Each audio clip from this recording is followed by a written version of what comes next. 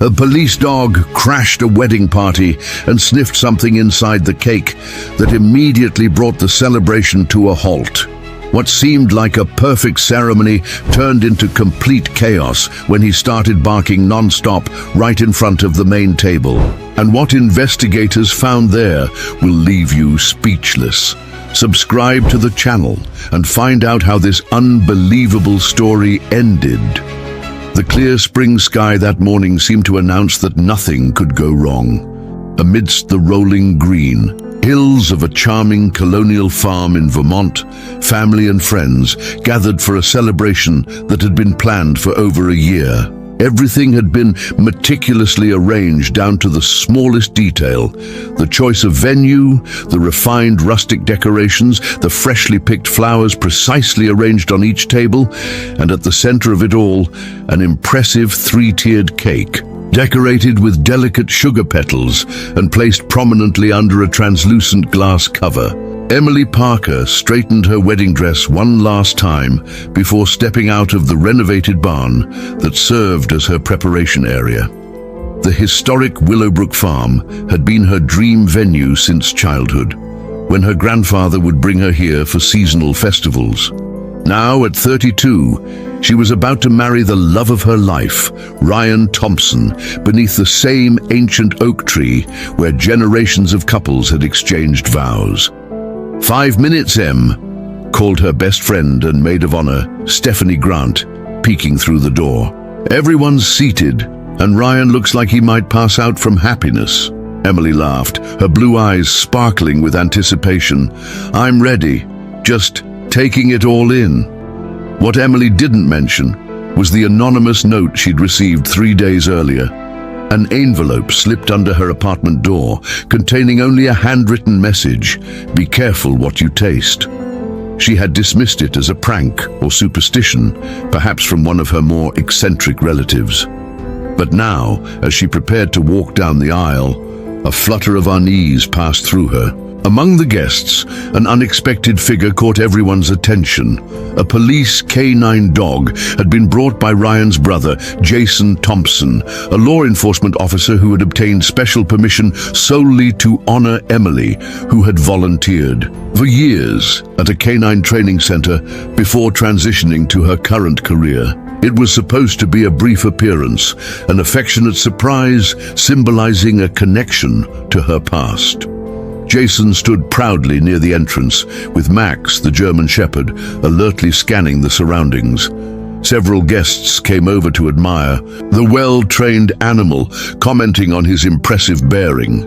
He's just here for the ceremony, Jason explained to curious onlookers. Emily spent 3 years helping train service dogs before she took over her father's company.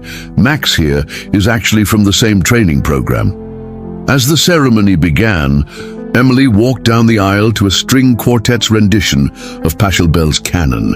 The guests rose in unison, admiring the radiant bride and the picturesque setting. Ryan's face lit up with emotion as he watched his soon-to-be wife approach, completely unaware that their perfect day was about to take an unexpected turn. The ceremony proceeded smoothly until the exchange of vows. Just as Ryan began to speak, Max's behavior suddenly changed. The dog's ears perked up, and he began scanning the area with heightened alertness. Jason noticed immediately, recognizing the signs of detection behavior he'd seen countless times during their training. "Everything okay?" whispered Douglas Wheeler, Emily's uncle, who was seated nearby. "I'm sure it's fine," Jason replied, though his expression betrayed concern. As Emily and Ryan completed their vows and the minister pronounced them husband and wife, the guests applauded warmly. The newlyweds made their way back down the aisle, stopping briefly for Jason to offer congratulations. Max remained focused, however, his attention repeatedly drawn toward the reception area. "That dog seems mighty interested in something," observed Madison Cooper, an old friend of Emily's who had flown in from Seattle. "Is he expecting treats at the reception?" Jason laughed, though his eyes remained watchful. "He's just excited to be at a party. Don't worry about it."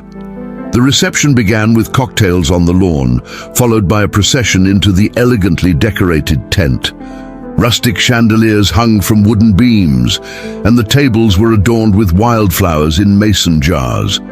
At the center of it all stood the wedding cake, a masterpiece created by Olivia Wilson, a renowned pastry chef from Burlington who had studied in Paris. As guests mingled and waitstaff circulated with trays of hors d'oeuvres, Jason decided to take Max for a quick walk around the perimeter before returning him to the station as planned.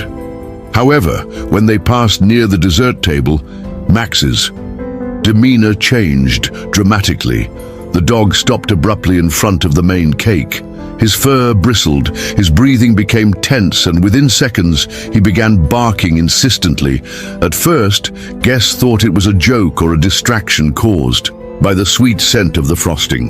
Nervous laughter erupted, but was quickly replaced by concerned glances. Jason tried to distract Max, but the animal refused to leave the spot, reinforcing his alert with increasingly sharp barks. "What's going on?" Ryan approached, his arms still around Emily's waist. "I'm not sure," Jason replied, his voice dropping to a professional tone. "But Max is trained to detect various substances. This isn't normal behavior." Emily felt a chill run down her spine as she remembered the anonymous note. Could there be a connection? She pulled Ryan aside and whispered, "I need to tell you something. I received a strange note a few days ago. It said to be careful what I taste." Ryan's eyes widened. "Why didn't you mention this before?" "I thought it was just a stupid prank," Emily replied, her voice trembling slightly. But now, with Max's reaction, Jason, noticing their intense conversation, approached. "Everything okay?" Emily hesitated before sharing the information about the note. Jason's expression immediately shifted to one of professional concern. "We need to follow protocol here," he said, taking out his phone. "I'm going to call in some colleagues. In the meantime, I think we should keep everyone away from the food, especially the cake." As Jason made the call, Emily's gaze drifted across the sea of confused guests. Her eyes locked with those of a slender man in a gray suit whom she didn't recognize. He was watching the unfolding situation with an intensity that seemed out of place. When he noticed Emily looking at him, he quickly turned away, said something to a nearby server, and began moving toward the exit. "Ryan," Emily whispered urgently. "Who's that man in the gray suit by the entrance?" Ryan looked over. "I don't know. I assumed he was from your side." The man in gray slipped out of the tent just as Jason returned from his call. "Security is on the way," Jason announced. "They'll be discreet, but we need to temporarily pause the reception." As word spread among the guests, murmurs of concern grew louder. Emily's mother, Catherine Parker, rushed over, her face pale with worry. "Emily, what's happening? Is everything all right?" "We're not sure yet, Mom," Emily replied, trying to maintain composure. "Jason's team is coming to check something out." Within 15 minutes, 2 plainclothes officers arrived, followed by a woman carrying scientific equipment in an unmarked case. They approached the cake unobtrusively, careful not to alarm the guests any further. Using specialized tools, they took samples for immediate analysis. While waiting for results, Emily couldn't help but wonder about the timing. It was barely 6 months since she had inherited Agritech Solutions, her father's struggling agricultural technology company. After years of financial difficulties, they had finally developed a breakthrough smart fertilizer capable of adapting its nutrient release according to soil moisture. The formula, still in early testing stages, had never been formally registered. Could there be a connection? The wedding guest list included several prominent figures from the agricultural sector. Was someone targeting her company's innovation? As these thoughts raced through her mind, the lead investigator approached with a grim expression that confirmed her fears. The lead investigator, Detective Sarah Winters, motioned for Emily and Ryan to join her in a quieter corner of the tent. Jason followed, keeping Max at heel, the dog still visibly alert but calmer under his handler's firm control. "First of all, I want to assure you there's no immediate danger," Detective Winters began, her tone professional yet sympathetic. The substance we've detected isn't toxic or explosive, which immediately rules out the worst concerns. Ryan exhaled audibly, squeezing Emily's hand. Thank goodness. However, Detective Winters continued, we've identified an unusual chemical compound in the cake that definitely shouldn't be there. It appears to be some kind of tracking marker, generally harmless, but designed to activate with heat and human contact. Once absorbed through skin, it allows tracking for several days. Emily's face paled. Tracking? Who would want to track wedding guests? That's what we need to figure out, Jason interjected. Emily, tell Detective Winters about that note you received. As Emily recounted the anonymous warning, Detective Winters took detailed notes, asking about the envelope, handwriting, and timing of delivery. Meanwhile, one of her colleagues approached with additional information. Detective, we've found traces of the same compound on the bride's bouquet. Different concentration, but definitely the same substance. The implication was clear. This wasn't limited to the cake. Someone had methodically planned to distribute the compound among the guests. The question was, why? Mrs. Thompson, Detective Winters addressed Emily, still getting used to her new surname. We need to speak with everyone involved in preparing items for your wedding, starting with the cake baker. Olivia Wilson, the pastry chef, was visibly shaken when questioned. Her normally confident demeanor crumbled as she explained what had happened. My kitchen was broken into the night before delivery, she admitted, wringing her hands nervously. Nothing seemed to be stolen, so I assumed it was a failed burglary attempt. I checked the cakes thoroughly for physical damage, but didn't notice anything unusual. Why didn't you report it? Detective Winters asked. The wedding was hours away. I didn't want to worry Emily, Olivia replied, tears welling in her eyes. And honestly, with nothing missing, I thought it wasn't worth involving the police. I've been friends with the Parkers for years. I would never knowingly put anyone at risk. While Olivia was being interviewed, Jason took the initiative to help coordinate the ongoing reception. With discreet assistance from the venue staff, they ensured all food and beverages were cleared and replaced with fresh supplies that had been securely stored. The wedding guests were informed of a minor catering issue that had been resolved, allowing the celebration to continue with minimal disruption. Emily and Ryan rejoined their guests, putting on brave faces despite their lingering concerns. As they circulated among friends and family, Ryan noticed Emily's gaze, repeatedly scanning the crowd. Looking for someone? He asked quietly. That man in the grey suit, Emily replied. He disappeared right when the investigation started. Don't you find that strange? Ryan nodded slowly. Very. Do you want me to mention it to Jason? Please do, Emily said, forcing a smile as a relative approached to offer congratulations. In a quiet moment, Ryan pulled his brother aside and described the mysterious guest. Jason immediately relayed the information to Detective Winters, who dispatched officers to review the venue's security footage. As the evening progressed, Emily found herself engaged in conversation with Walter Prescott, CEO of Midwest Agricultural Developments, one of the largest agricultural companies in the country. Prescott had been on her father's contact list, but had never previously shown interest in agri-tech solutions. Your father was a visionary, Prescott remarked, sipping champagne. Always ahead of his time. I understand you've taken over the company. Now. Yes, Emily replied cautiously, aware of how this conversation might connect to the day's strange events. We're continuing his work. Deal. I heard whispers about a smart fertilizer formula, Prescott continued, watching Emily's reaction carefully. Quite revolutionary if the rumors are true. My R&D department would love to have a conversation with you sometime. Before Emily could respond, Jason approached with an urgent look. Emily, could I borrow you for a moment? Ryan needs your help with something. Once they were alone, Jason revealed the real reason for the interruption. Security footage shows our mystery man in grey. He arrived with the decorations delivery team but isn't on their employee roster. He was carrying a box supposedly containing floral arrangements. "Can you identify him?" Emily asked. "Working on it. But there's more.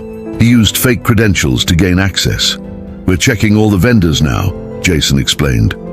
"Detective Winters thinks this might be bigger than we initially thought. Has anyone been asking about your company recently?" Emily's thoughts flashed to her conversation with Prescott. "Actually, yes. Walter Prescott was just talking about Dad's formula." Jason's expression darkened. "Interesting timing. The detective wants to know if there's anything valuable that might be targeted. Anything your company has developed recently?" Emily hesitated, then nodded. "Our smart fertilizer. It's still in development, but the preliminary results are promising. Dad worked on it for years before he passed away. It could revolutionize sustainable farming." While Emily and Jason were talking, Detective Winters had been overseeing the collection of evidence. When she received the preliminary analysis results, her brow furrowed with concern. "Mrs. Thompson," she said, approaching Emily, "the chemical compound we found shares certain properties with agricultural tracers, very specific ones, typically used in experimental fertilizers. Does that sound familiar to you?" Emily's heart raced. "Yes, actually. Our company has been developing a smart fertilizer with adaptive properties. The formula contains trace markers to track nutrient dispersion." Detective Winters nodded thoughtfully. "I think we need to have a longer conversation about your company. But first, let's check something." She led Emily and Jason to where several evidence bags were being processed. From one, she produced a small device found hidden near the cake table, a specialized sensor. "This would detect and record contact with the compound," Detective Winters explained. "Whoever placed it was planning to collect data on who interacted with the contaminated items." As the implications became clear, Ryan joined them, having noticed the serious conversation. "What's going on?" he asked, sensing Emily's distress.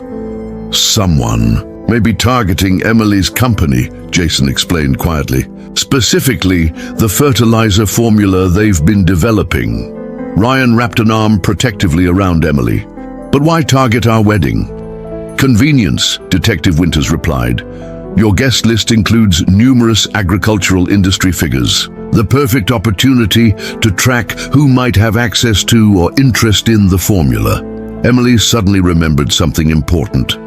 "The formulation documents, they're on my laptop at home. Dad was paranoid about corporate espionage, so we never filed for patents yet.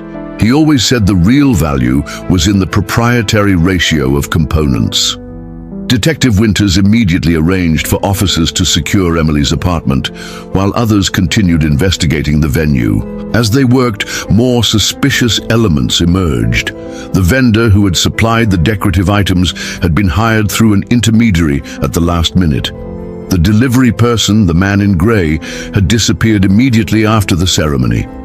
Evening, as most guests departed with carefully crafted explanations about food safety concerns, a task force had been assembled. The investigation had expanded to include potential corporate espionage. Detective Winters set up a temporary command center in a private room at the venue, where Emily and Ryan joined her to provide more information. "We've identified your mystery man," Detective Winters announced, showing them a photograph. "His name is Victor Hawkins. At least, that's one of his aliases. He's been linked to several similar incidents at high-profile events, particularly those attended by agricultural and biotech executives." "Have you found him?" Ryan asked. "Not yet, but we will," Detective Winters assured them. "Meanwhile, we need to understand exactly what he might be after." Emily took a deep breath. I think it's time I showed you everything about my father's project. It's not just a fertilizer, it's potentially revolutionary. Dad called it living soil technology.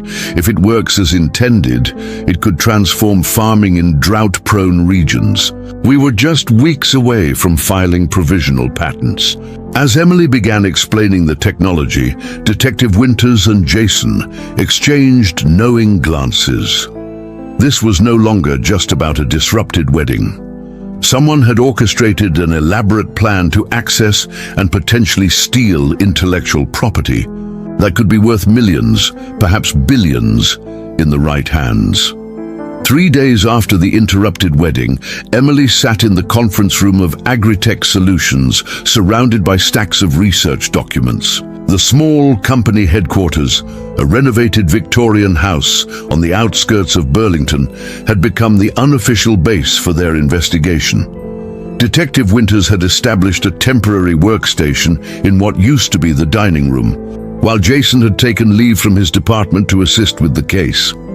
Ryan entered carrying coffee for everyone, dark circles under his eyes, betraying his lack of sleep. Their honeymoon to Napa Valley had been postponed indefinitely. "Any progress?" he asked, placing a cup beside Emily. "Maybe," Emily replied, gesturing toward a spreadsheet. "I've been cross-referencing our guest list with companies that might benefit from Dad's technology. There are more connections than I initially realized." Detective Winters looked up from her laptop. "We've had some breakthroughs on our end too. The chemical compound found in the cake and bouquet has been fully analyzed. It's definitely derived from your company's marker technology, but with modifications to make it adhere to human skin temporarily. So someone had access to our formula." "Already?" Emily asked, alarmed. "Not necessarily the complete formula," Detective Winters clarified, "but enough understanding of its core components to create a derivative. That narrows our suspect pool to people with advanced knowledge of agricultural biochemistry." Jason entered the room, excitement evident in his stride. "We got a hit on Hawkins' credit card transaction at a gas station in Albany yesterday. He's on the move, but we've alerted state police." As the team digested this information, the door opened again. Stephanie Grant, Emily's maid of honor and childhood friend, entered carrying several bags of takeout. "Thought you all could use some actual food," she said, unpacking containers of pasta and salad. "Any updates worth sharing?" Emily smiled, gratefully. Stephanie had been a rock throughout this ordeal, helping to manage communications with disappointed wedding guests and rearranging honeymoon cancellations. With her background in public relations, she'd been invaluable in controlling information flow and preventing rumors. "We're making progress," Emily said vaguely, aware that Detective Winters had advised discretion. After Stephanie left, promising to feed Emily's cat and water her plants, the group returned to their work with renewed focus. Ryan began organizing digital copies of Agritech's research, while Emily and Detective Winters reviewed security footage from various events where similar incidents had been reported. "Look at this," Detective Winters said suddenly, pointing to her screen. "This gala in Chicago 2 months ago, Hawkins was there, but not alone. He appears to be working with this woman." The image showed Hawkins conversing with an elegant blonde woman in her 40s. "That's Charlotte Edwards," Emily said, leaning closer. "She's the development director at BioHarvest International. They approached Dad about a partnership last year, but he declined, said their methods were too aggressive." Jason pulled up information on BioHarvest. Major player in agricultural biotech. Annual revenue over $2 billion, currently facing a class action lawsuit from farmers in the Midwest over allegedly predatory contract terms. He scrolled further. And get this, their stock has dropped 15% in the last quarter due to research setbacks on their own smart fertilizer project. "Motive established," Detective Winters noted. "A desperate competitor looking to steal your technology to save their failing project." Ryan, who had been quietly processing information, suddenly spoke up. Wait, there's something we're missing. If Bioharvest is behind this, why use a tracking compound? Why not just steal the formula directly? Emily considered this. Because the formula alone isn't enough. Dad built redundancies into the system. Certain components have to be mixed in specific conditions to activate properly. We keep those protocols separate from the chemical formulations. And they might have been trying to identify who knows which parts of the process, Jason added, understanding dawning. By tracking who touched the cake or bouquet, then monitoring their movements afterward, Detective Winters continued the thought.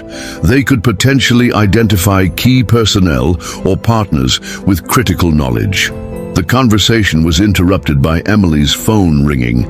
She glanced at the screen, then answered hesitantly. Mr. Prescott? Yes, this is Emily. I see. Tomorrow at 2, I'll have to check my schedule. She covered the mouthpiece and whispered, Walter Prescott wants to meet. Says he has information about certain events that might interest me. Detective Winters nodded, mouthing accept. 2 o'clock works fine, Emily continued. Your office in Burlington? Perfect. I'll see you.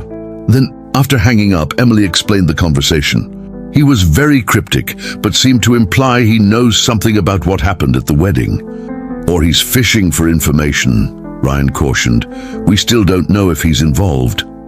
Either way, we need to hear what he has to say, Detective Winters stated. But you won't be going alone. The following day, Emily entered the imposing glass headquarters of Midwest Agricultural Developments in downtown Burlington. Dressed in a professional Navy suit, she projected confidence despite her nervousness.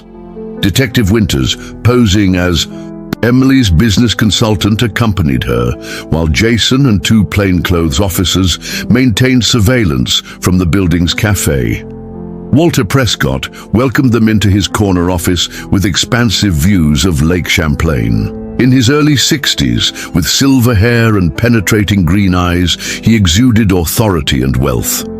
Emily, thank you for coming, he said, gesturing to a seating area. And Ms. Michaels.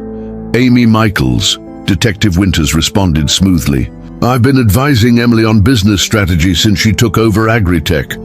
Prescott nodded, though his slight frown suggested he hadn't expected Emily to bring company. Well, I invited Emily because I've been concerned about recent events. The disruption at your wedding raised some red flags for me. How so? Emily asked, maintaining a neutral expression. In our industry, industrial espionage isn't uncommon, Prescott said, lowering his voice conspiratorially. When I heard about the chemical compound found at your wedding, I connected some dots. You see, 3 months ago, something similar happened at a conference my company hosted. Nothing came of it, but afterward, we noticed increased attempts to access our research servers. Emily leaned forward. Are you saying you were targeted too? Indeed. And I believe I know. Who's behind it? Prescott retrieved a folder from his desk. Bioharvest International has been desperate since their fertilizer project failed FDA approval. They've been acquiring smaller companies and I suspect stealing research when acquisition isn't possible. He laid out surveillance photos showing Charlotte Edwards meeting with a man who resembled Victor Hawkins, along with financial records indicating unusual payments from shell companies. Why are you sharing this with me? Emily asked cautiously. 2 reasons, Prescott replied. First, corporate ethics. Despite what some might think, I believe in fair competition. Second, more pragmatically, I'd like to propose an alliance. Your father's technology, combined with our distribution network and research facilities, could transform agriculture worldwide. Detective Winters observed the interaction carefully, noting Prescott's body language and the specific information he chose to share. That's a generous offer, Emily said diplomatically, but I'd need time to consider it. Of course, Prescott. smiled. But don't take too long. If Bioharvest is targeting you, they won't stop with one failed attempt. As they left the building, Detective Winters shared her assessment. He knows more than he's letting on. Those surveillance photos were professionally taken, not something a corporate security team typically produces. You think he's involved? Emily asked, as they reached the car where Jason waited. I think everyone with interest in your technology is potentially involved, Detective Winters replied. The question is whether they're orchestrating events or just taking advantage of them. Back at Agritech headquarters, they found Ryan engaged in intense conversation with a slender woman in her 50s, Dr. Lydia Morrison, Emily's father's former research partner who had recently returned from a sabbatical in Europe. Emily, there you are, Dr. Morrison said, her voice urgent. I've been reviewing your father's private research notes. There's something you need to see. She led them to the small laboratory at the back of the building, where she pulled up complex molecular structures on a computer. Your father didn't just create a smart fertilizer, Dr. Morrison explained. He discovered a method of encoding information in the molecular structure itself, a form of agricultural blockchain, if you will. Each batch can be tracked, its effectiveness measured, and the data used to improve future generations of the product. That's revolutionary, Ryan breathed, understanding the implications. And potentially worth billions, Dr. Morrison added. But there's more. The tracking compound used at your wedding, it's a corrupted version of this technology. Someone took Alan's research and weaponized it for corporate espionage. Emily felt a chill run down her spine. Who would have had access to this level of detail about Dad's work? Dr. Morrison's expression grew troubled. That's what worries me. Only a handful of people knew the full scope. You, me, Alan, and who? Detective Winters pressed. Charlotte Edwards, Dr. Morrison admitted reluctantly. She and your father collaborated briefly before their falling out. She's brilliant, possibly brilliant enough to reverse engineer the tracking system from the fragments of knowledge she gained. Jason, who had been quietly processing this information, suddenly straightened. Wait, the wedding vendors. Did your father recommend any of them? Emily thought for a moment. The florist. Dad insisted we use evergreen botanical designs, said they were old friends. Detective Winters was already pulling up information on her tablet. Evergreen Botanical, founded by Margaret Wilson. Any connection to Olivia Wilson, your baker? They're sisters, Emily realized, the connection suddenly becoming clear. And Olivia mentioned that her kitchen was broken into the night before our wedding. We need to speak with Margaret Wilson immediately, Detective Winters declared, already reaching for her phone. And I want additional security on this building tonight. If they're getting desperate, they might try something direct. As the team mobilized, Emily's phone buzzed with a text message from an unknown number. The answers you seek are at the greenhouse. Come alone, or they'll disappear forever. Emily stared at the screen, her heart pounding. The greenhouse had been her father's private sanctuary, a place where he tested his formulations in controlled conditions. Few people even knew of its existence, hidden away on the family's old property outside town. She showed the message to Detective Winters, who immediately began organizing a tactical approach.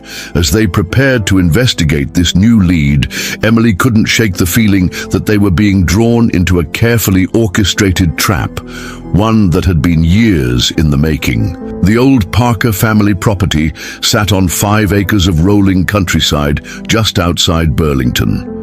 Once a thriving experimental farm where Emily's father tested his agricultural innovations, it now stood mostly unused since Alan Parker's passing the previous year.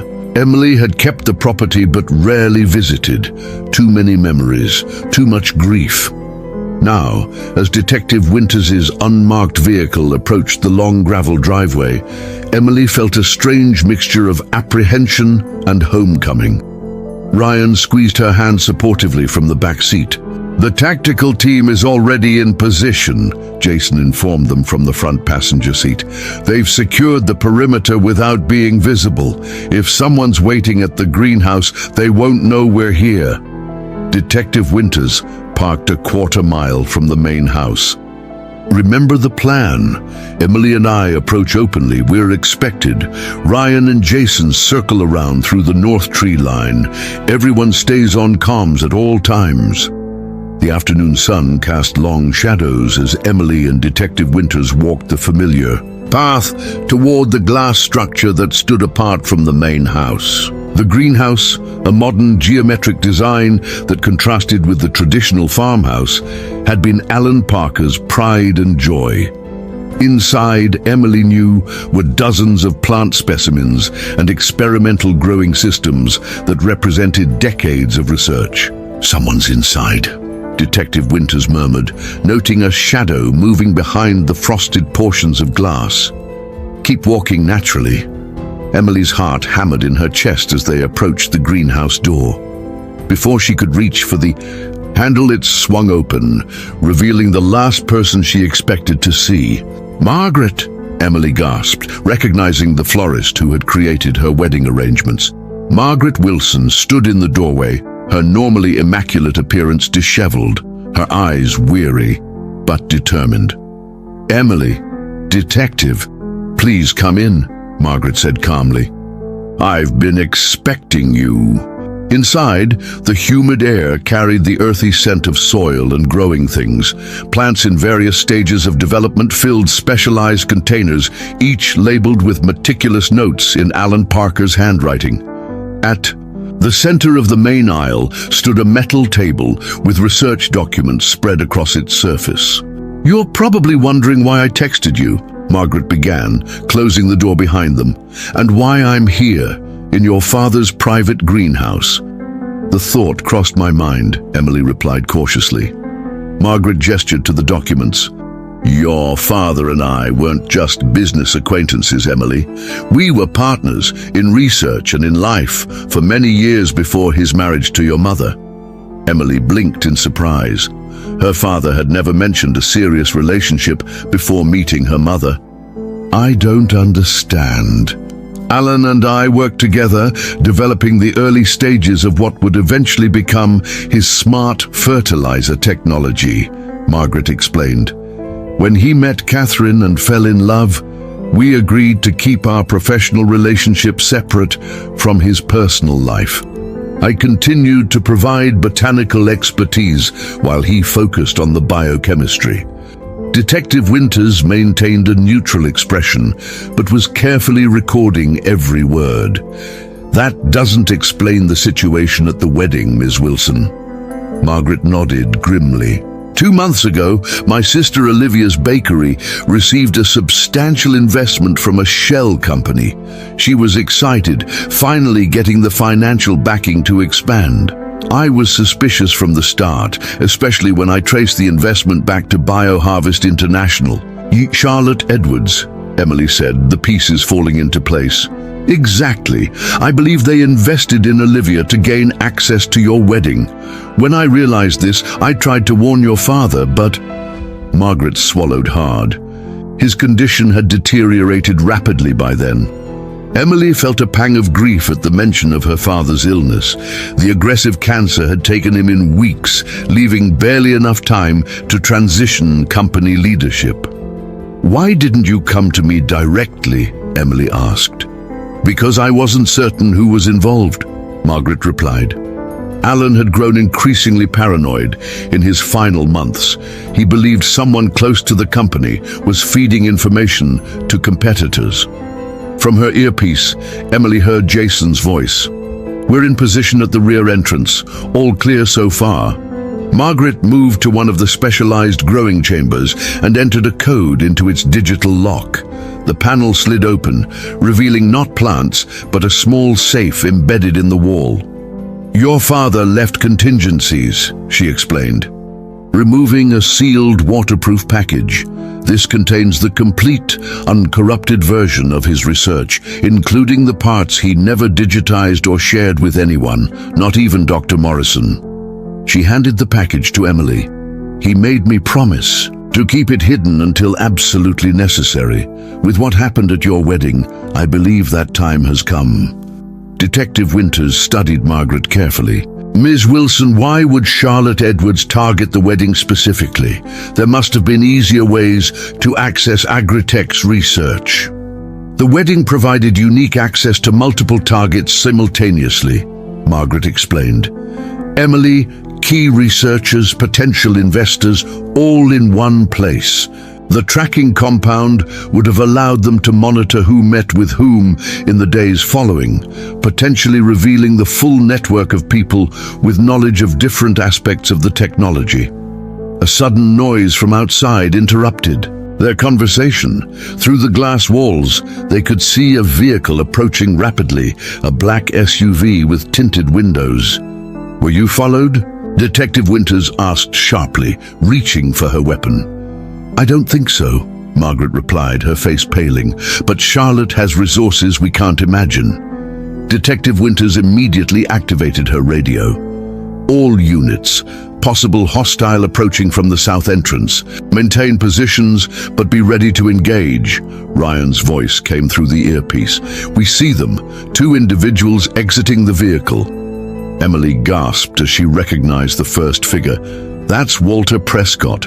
What's he doing here? The second person stepping out of the SUV was Charlotte Edwards herself, her blonde hair pulled back in a severe bun, wearing an impeccably tailored business suit. This doesn't make sense, Emily whispered. Prescott just warned us about bioharvest yesterday. Margaret's expression hardened. The oldest trick in the book: warn the target about your competitor while positioning yourself as an ally. Detective Winters moved Emily away from the windows. Stay out of sight. We don't know if they're armed. Through their earpieces, they heard Jason reporting. They're approaching the greenhouse. Prescott is carrying what looks like a briefcase. Edwards has a tablet. Margaret quickly locked the research documents back in the hidden safe. There's another exit through the propagation room. We should leave before they enter. No, Emily said firmly. I'm tired of running and hiding. This is my father's legacy, and I want to hear what they have to say. Detective Winters considered this for a moment. We have tactical support surrounding the building. If you're sure, we can confront them here. Emily nodded resolutely. I'm sure. The greenhouse door opened, and Walter Prescott stepped inside, followed closely by Charlotte Edwards. Both froze momentarily upon seeing Detective Winters. Ms. Parker, or should I say Mrs. Thompson now? Prescott recovered quickly, his smile not reaching his eyes. I didn't expect to find you here. Clearly, Emily replied coolly. Just as I didn't expect to find the CEO of Midwest Agricultural Developments arriving with the development director of BioHarvest International, supposedly bitter competitors. Charlotte Edwards stepped forward. Business makes strange bedfellows, doesn't it? Especially when there's a revolutionary technology at stake. Detective Winters maintained her professional demeanor. Mr. Prescott, Ms. Edwards, I'm Detective Sarah Winters with the Burlington Police Department. We're investigating a case of corporate espionage and attempted sabotage. Sabotage is a strong word, Detective, Charlotte replied smoothly. We prefer to call it market research. Prescott shot Charlotte an irritated glance. What my colleague means is that we're here to make Emily a legitimate business offer. No need for law enforcement involvement. A business offer that involves contaminating wedding cakes with tracking chemicals, Emily asked incredulously, or breaking into bakeries in the middle of the night. Charlotte shrugged unapologetically. The agricultural technology sector is cutthroat. Your father understood that better than most. Why do you think he kept his most valuable research locked away in this greenhouse rather than at the company headquarters? Margaret stepped forward. Because he knew someone inside the company couldn't be trusted. Precisely, Charlotte nodded, though I suspect he never imagined the extent of the betrayal. Emily's mind raced. What are you talking about? Who betrayed my father? Prescott set his briefcase on a nearby table. Perhaps we should discuss this like reasonable business people. The tracking incident was regrettable. Ms. Edwards's methodology can be unorthodox, but our offer remains legitimate and generous. He opened the briefcase to reveal documents and a thumb drive. $50 million for Agritech Solutions, with you remaining as CEO for a 5-year transition period. Full research funding and global distribution of your father's technology. Emily's eyes narrowed. And if I refuse? Charlotte smiled, coldly. Then we release the evidence we've gathered regarding the illegal testing conducted on this property, testing that violated at least 6 EPA regulations. Your father's legacy would be destroyed, and Agritech would be tied up in litigation for years. That's blackmail, Detective Winters stated flatly. That's business, Charlotte countered. And believe me, we're not the worst players in this game. A movement at the rear of the greenhouse caught Emily's attention. Through the glass, she could see Ryan and Jason in position, waiting for a signal from Detective Winters. You still haven't answered my question, Emily said, stalling for time. Who betrayed my father? The greenhouse door opened once more, and Dr. Lydia Morrison walked in, her expression unreadable. I did, she said quietly. Or at least, that's what they want you to believe. Emily stared at Dr. Morrison in disbelief. The woman had been her father's trusted colleague for over 15 years, a brilliant biochemist who had helped shape Agritech's research direction. Lydia? What are you talking about? Emily asked, her voice barely above a whisper. Dr. Morrison moved further into the greenhouse, carefully positioning herself between Emily and the business executives. For months, they've been building a case against me, claiming I sold research, data to competitors. They've fabricated evidence, manipulated records, all to pressure you into this sale. Charlotte Edwards laughed dismissively. Hardly fabricated. We have transaction records, hotel meetings, copies of files transferred. All circumstantial and manipulated, Dr. Morrison countered. I was in Europe on sabbatical when most of these so-called meetings took place. Detective Winters had subtly shifted her position to maintain clear lines of sight to both entrances. We can verify alibis later. Right now, I'm more interested in why 2 competing companies are working together on this acquisition. Walter Prescott straightened his tie, professional facade firmly back in place. The agricultural technology market is consolidating, Detective. Midwest Agricultural and BioHarvest have formed a strategic partnership to develop next-generation growing solutions. A partnership that desperately needs Alan Parker's technology to succeed, Margaret added. Their own research hit dead ends months ago. Emily's mind was working rapidly, connecting disparate pieces of information. The anonymous note before the wedding, who sent it? To everyone's surprise, Dr. Morrison raised her hand. I did. When I returned from Europe and discovered what was happening, I tried to warn you. I couldn't approach directly because I was being watched. Through her earpiece, Emily heard Jason's voice. 3 more vehicles just arrived. Multiple individuals, approaching from the north side. Detective Winters tensed, but maintained her composure. Mr. Prescott, did you bring reinforcements to our little meeting? Confusion flashed across Prescott's face. Those aren't my people. Charlotte quickly checked her phone, her confident demeanor faltering slightly. They're not ours either. The greenhouse door opened once again, and a tall man in an impeccable suit entered, flanked by 2 serious-looking individuals. Emily immediately recognized him as Theodore Hammond, the U.S. Assistant Attorney General for the Antitrust Division. Mr. Prescott, Ms. Edwards. Hammond nodded curtly. I hope we're not interrupting. The blood drained from Charlotte's face. Mr. Hammond, this is Unexpected. I'm sure it is, Hammond replied dryly. When a major agricultural technology company and its supposed competitor secretly form a joint venture without proper regulatory disclosure, it tends to catch our attention eventually. Emily looked questioningly at Detective Winters, who offered a small, satisfied smile. I may have made a few calls after our meeting with Prescott yesterday. The timing worked out perfectly. Hammond turned to Emily. Mrs. Thompson, I apologize for the intrusion. We've been investigating Midwest Agricultural and Bioharvest for several months regarding potential antitrust violations. Your wedding incident accelerated our timeline. Walter Prescott attempted to regain control of the situation. This is a simple business negotiation, nothing more. We have every right to approach Agritech with an acquisition offer.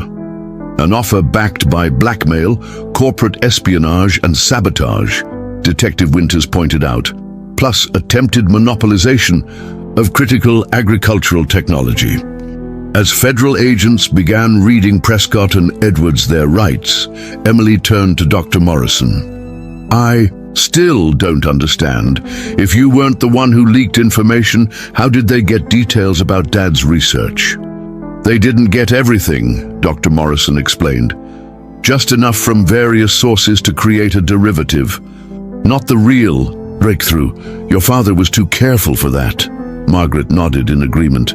Alan compartmentalized his research deliberately. No single person had access to every component except Alan himself. And now you, Emily. Ryan and Jason finally entered through the rear door, joining Emily as the federal agents escorted Prescott and Edwards outside.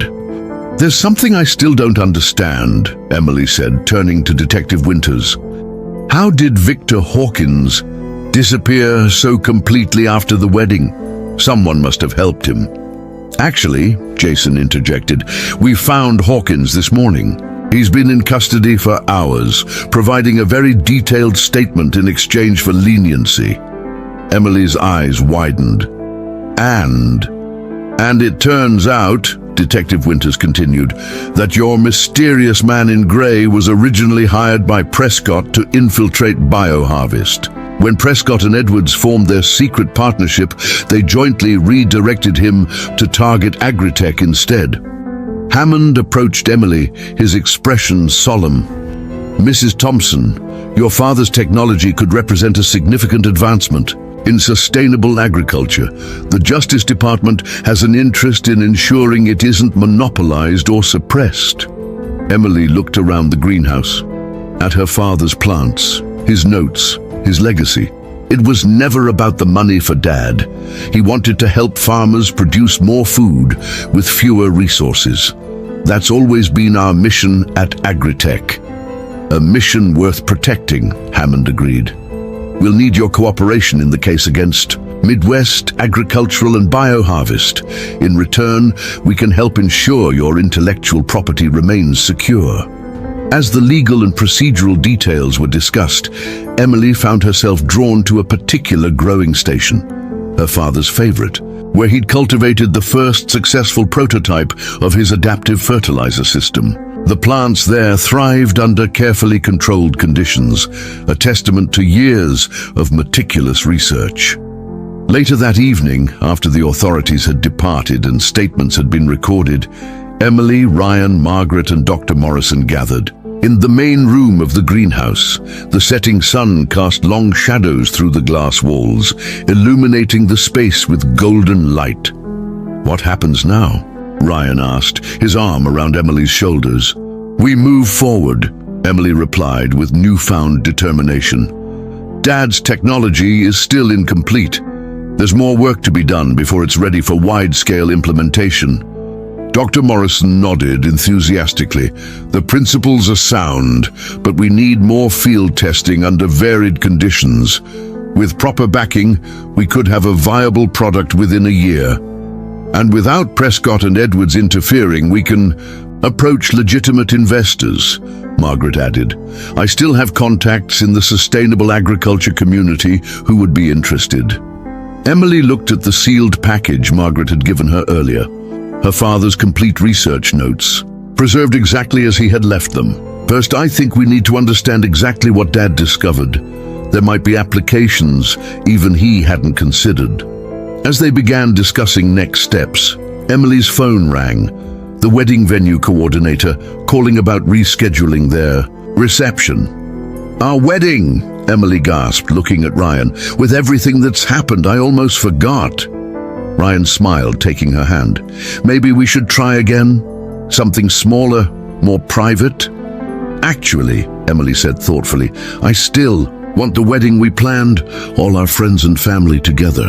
But this time, I'll bake the cake myself." The group laughed, tension finally breaking. As night fell over the greenhouse, they continued planning both the future of agritech and a properly celebrated marriage. The interrupted wedding had led them down an unexpected path, revealing both betrayal and loyalty in equal measure. 2 months later, on a perfect autumn afternoon, Emily and Ryan finally celebrated their wedding properly. The same venue, the same guests, but with a renewed appreciation for the friends and family who had supported them through the investigation. Max, the K9 officer who had first alerted them to danger, was given a place of honor beside Jason during the ceremony. At the reception, Emily stood to make a toast. "They say that true character is revealed in times of crisis. These past months have certainly tested all of us." She raised her glass to Detective Winters, who had become a friend during the investigation. "To those who stand up for what's right, even when it's difficult." She turned to Margaret and Dr. Morrison. "To those who keep their promises, even when it would be easier not to." Finally, she looked at Ryan, her eyes filled with love. "And to partners who weather the storm together, no matter what comes their way." As guests enjoyed the celebration, Hammond approached Emily with an unexpected wedding gift, official patent protection for her father's technology, fast-tracked through the system with the Justice Department's assistance. "Your father's work will help thousands of farmers around the world," Hammond told her. "That's a legacy worth protecting." Emily looked around at the gathered community, scientists, friends, law enforcement officers and family members, all connected now by the strange events that had begun with a single alert from a trained K9 at a wedding reception. In the corner of the reception hall, a small display had been set up showcasing Agritech's first commercially ready prototype, a self-adjusting irrigation and fertilization system that promised to reduce water usage by 40% while increasing crop yields. Beside it stood a framed photograph of Alan Parker, Emily's father, smiling proudly in his greenhouse. As Emily and Ryan shared their first dance as a properly celebrated married couple, she caught sight of Max sitting attentively beside Jason. The dog's keen senses had set in motion a chain of events that had preserved her father's legacy and brought corporate conspirators to justice. Sometimes, she reflected, the most important warnings come from unexpected sources. You just have to be willing to listen. In the years that followed, Agritech Solutions would grow into a leading agricultural technology company, with its adaptive fertilizer systems helping farmers across drought-stricken regions worldwide. Emily and Ryan would welcome their first child, naming him Alan after her father. And occasionally, when visiting agricultural conferences, they would cross paths with Detective Winters, now specializing in corporate espionage cases, who would greet them warmly and remind them of the wedding cake that changed everything. The story of the interrupted wedding and the faithful K9, who uncovered a corporate conspiracy, became something of a legend in Burlington's business community. A reminder that even in the cutthroat world of technological innovation, integrity and loyalty still matter. And Max, the hero of the hour, received a special commendation from the police department, complete with a lifetime supply of premium dog treats, which Jason insisted was the only reward the dedicated officer truly wanted. Dear listeners, we hope that Emily and Ryan's extraordinary journey has captivated you. To continue experiencing emotional stories like this one, we've prepared a special playlist with equally compelling narratives. Find it by clicking on the link to your left. If you enjoyed this story of corporate intrigue and unexpected heroes, don't forget to subscribe to our channel and give this video a thumbs up. Every day, we bring you unique stories that explore life's complexities and celebrate courage in the face of adversity. Join our community by sharing your thoughts in the comment section below. What would you have done in Emily's position? We can't wait to read your reactions.